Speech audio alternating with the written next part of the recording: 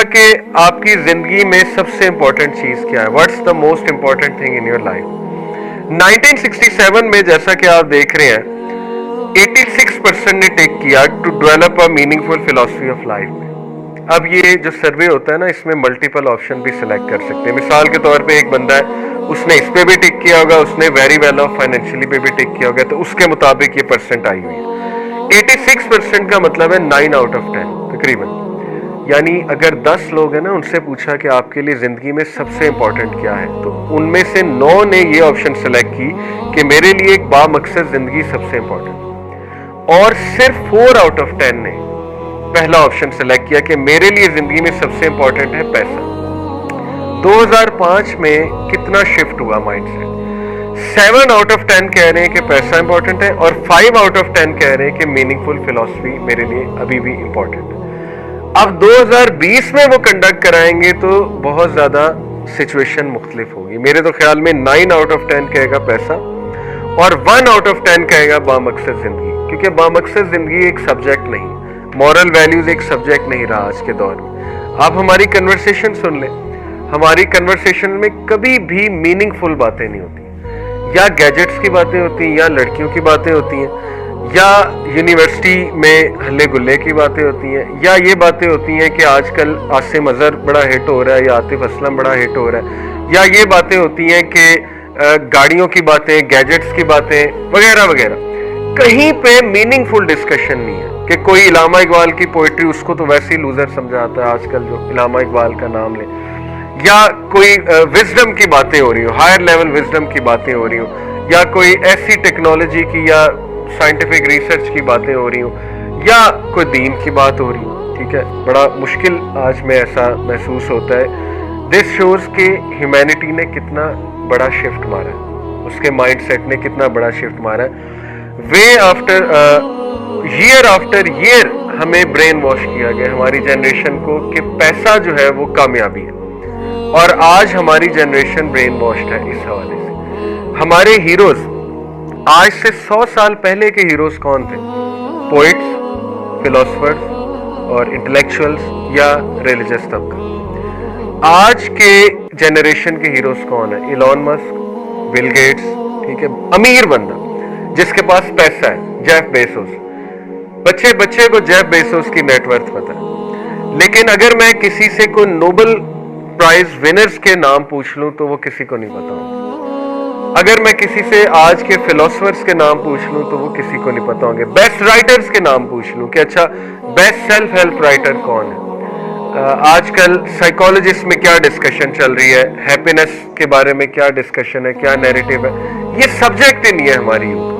ہماری یوتھ کا صرف ایک سبجیکٹ ہے, کرپٹو کرنسی کیا ہے, بٹ کوائن کیا ہے, NFT کیا ہے, پیسہ کیسے کما سکتے ہیں, میں اپنی انکم کیسے بڑھا سکتا ہوں, فری لانسنگ میں زیادہ زیادہ کیسے کر سکتا ہوں, وغیرہ وغیرہ.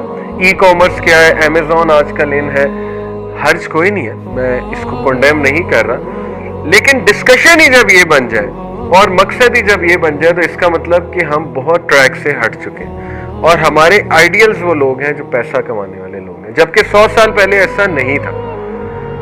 قرآن مجید میں بھی ایک پیسہ کمانے والے کا نام ہے, بہت زیادہ پیسہ کمانے والے کا, قارون کا نام ہے. لیکن قارون کی تعریف کہیں نہیں ملے گی. آپ تعریف آپ کو یا حضرت سلیمان کی ملے گی, یا ذوالقرنین کی ملے گی, یا کنگ ڈیوڈ کی ملے گی, جو امیر ترین لوگ تھے لیکن ہمبل تھے اور ان کی پریفرنس ٹھیک تھی.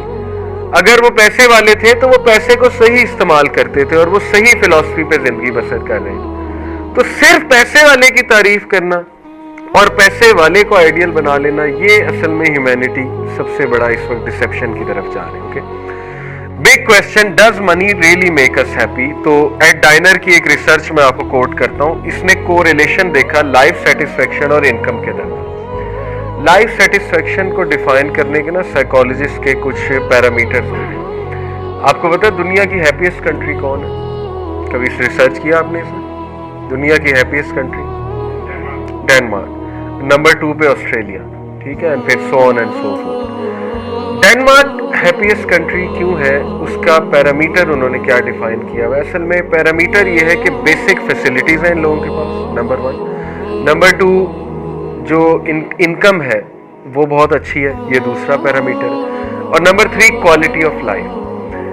ये 3 पैरामीटर से वो फिलहाल देख रहे हैं लाइफ सेटिस्फेक्शन को। अगर इस्लामिक पैरामीटर से देखते हैं तो और भी बहुत से फैक्टर्स आते हैं, जिनमें नंबर 1 पीस ऑफ माइंड था, ठीक है ना। इसी तरह जाहिर है कि स्पिरिचुअलिटी भी एक फैक्टर था, रूहानियत, और फिर जाहिर है कि ये फैक्टर भी इस्लामिक पैरामीटर्स के मुताबिक आता कि दिल का सुकून, ट्रैंक्विलिटी जिसे हम कहते हैं। लेकिन खैर वेस्ट के लिए सब्जेक्ट्स नहीं है, तो चले यही मान लेते हैं कि लाइफ सेटिस्फेक्शन और पैसे का आपस में जो है वो कितना ताल्लुक है। एट डाइनर की रिसर्च के मुताबिक कोरिलेशन कहते हैं 2 चीजों को आपस में कोरिलेट करना, और कोएफिशिएंट ऑफ कोरिलेशन एक चीज होती है। अगर वो कोएफिशिएंट ऑफ कोरिलेशन पॉइंट्स में है तो इसका मतलब कि पुअर कोरिलेशन।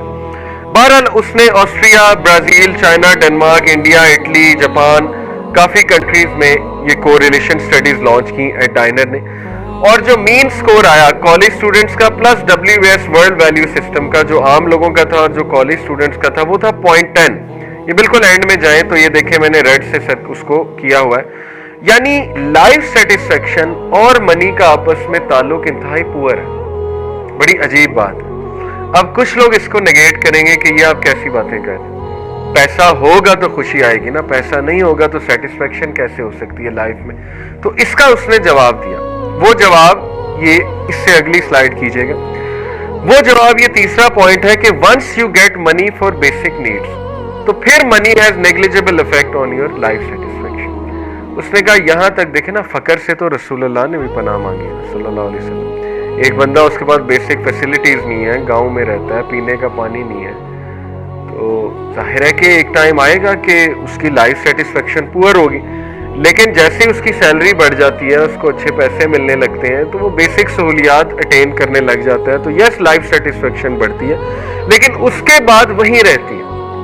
जो ग्राफ बता रहा है ना हमें कोरिलेशन का, एट डाइनर का, वो ये बता रहा है कि तब बढ़ गई कुछ देर के लिए, लेकिन उसके बाद स्टैटिक हो गई, बल्कि कुछ लोगों की उसके बाद नीचे गई है। ये स्टडी भी मैं आपको आगे जाकर दिखाऊंगा, बल्कि शायद इससे अगली स्लाइड में। ऑसम स्टफ जी, जरा निकरसन की स्टडी जी, ये वाली स्टडी निकरसन एंड अदर्स की स्टडी आपको दिखाता हूँ। 2003 12,000 फ्रेशमैन को उन्होंने स्टडी किया, 1976 में शुरू हुए, 20 साल तक उनकी लाइफ सेटिस्फेक्शन स्टडी की, 12,000 स्टूडेंट्स। ठीक है, ये भी एक लॉन्गिट्यूडनल स्टडी होती है कि जब आप कुछ लोगों को पकड़ लेते हो, उनका बायोडाटा आपके पास आ जाता है, तो आप उनको हर साल में को 2-3 बार मिलते हो और उनसे कुछ क्वेश्चंस करते हो, और इससे आपके पास डाटा आता है। 20 साल तक पूछते गए materialist versus non materialist attitude के लोग।